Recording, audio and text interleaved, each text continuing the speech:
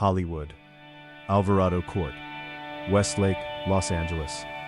The evening of February 1st, 1922. 8 o'clock. A single shot is heard from inside the Spanish Revival stucco bungalow at 404B.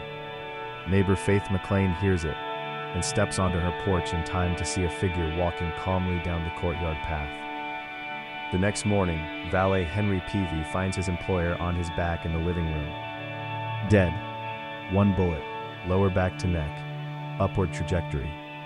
The man on the floor is William Desmond Taylor, 49 years old, silent film director at famous Players-Lasky, the studio that will, within the year, take the name Paramount. The bullet is .38 caliber. Before the police arrive, famous Players-Lasky general manager Charles Eyton is already at the bungalow.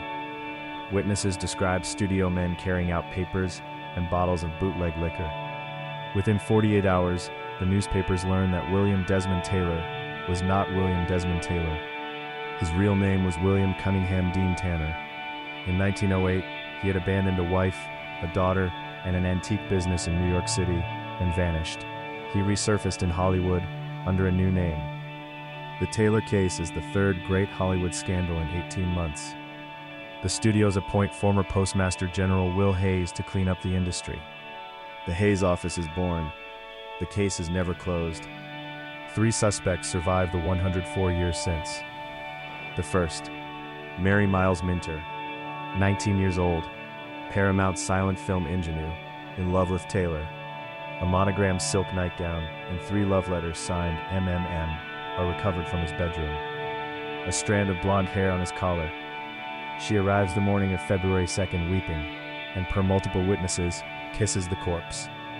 The second, Mabel Normand, Keystone comedian Taylor's closest friend, struggling with cocaine addiction. Taylor was pressuring her suppliers and had threatened to go to federal authorities. Mabel is the last known person to see Taylor alive, leaving his bungalow at 7:45 p.m. with a book of Freud he had loaned her. The third, Charlotte Shelby, 44 years old, Mary Miles Minter's stage mother, controlling, financially dependent on her daughter's career, documented hostility toward Taylor. She owns a .38 Smith & Wesson revolver. Modern researchers of the case, most notably Sidney Kirkpatrick, in his 1986 book A Cast of Killers, converge on a specific name. We will reach it in Evidence 3. 3 pieces of evidence. Evidence 1. The chauffeur, William Davis, drove Mabel Normand home at 7:45 and stayed with the car. Her household staff confirm her arrival. The fatal shot is at approximately 8 p.m. There is no physical window for Mabel to return. Evidence 2. The neighbor's sighting. Directly across the courtyard, describes the figure leaving Taylor's porch as a roughly dressed woman in a man's coat and muffler, walking with deliberate calm. Not the gait of a 19-year-old girl. Mary is at home at Fremont Place with her grandmother and a servant, both of whom confirm her presence. Evidence 3. The caliber and the cover-up. The bullet is .38. Charlotte Shelby owns a .38 revolver, later, per family accounts, disposed of in a Louisiana bayou. The district attorney's office is paid for 15 years. In 1937, on her deathbed, the secretary of District Attorney Buron Fitz names Charlotte Shelby. Sidney Kirkpatrick, gathering family statements decades later, hears the same name from Mary's older sister, Margaret. 3 clues eliminate 2 suspects.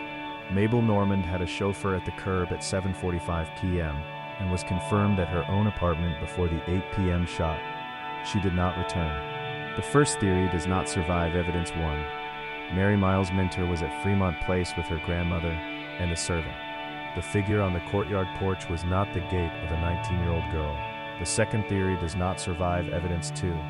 Charlotte Shelby owned the matching caliber. Her .38 revolver was disposed of in a Louisiana bayou. The district attorney's office was paid hush money for 15 years.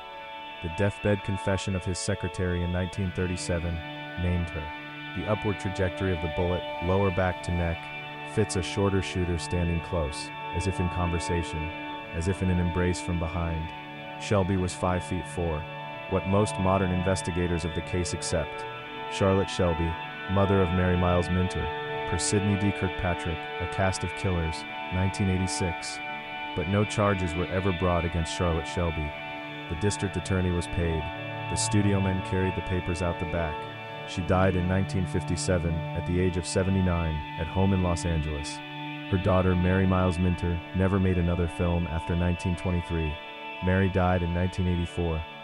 The Los Angeles Police Department officially closed the William Desmond Taylor file in 1939, but in the public memory, in the courtroom of history, the murder of William Desmond Taylor remains officially open. We name him William Cunningham Deane-Tanner, born in Ireland in 1872, died in Los Angeles at the age of 49, a man with a secret double life, killed by someone he knew, while a studio swept the room.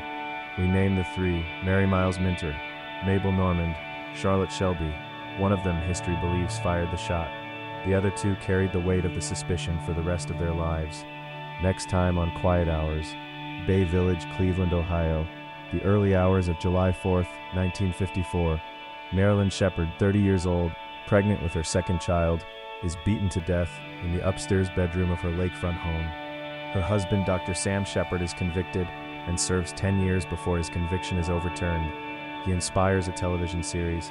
Modern DNA evidence points elsewhere. The real killer is never charged. The Murder of Marilyn Shepard. Subscribe for the case's history never solved.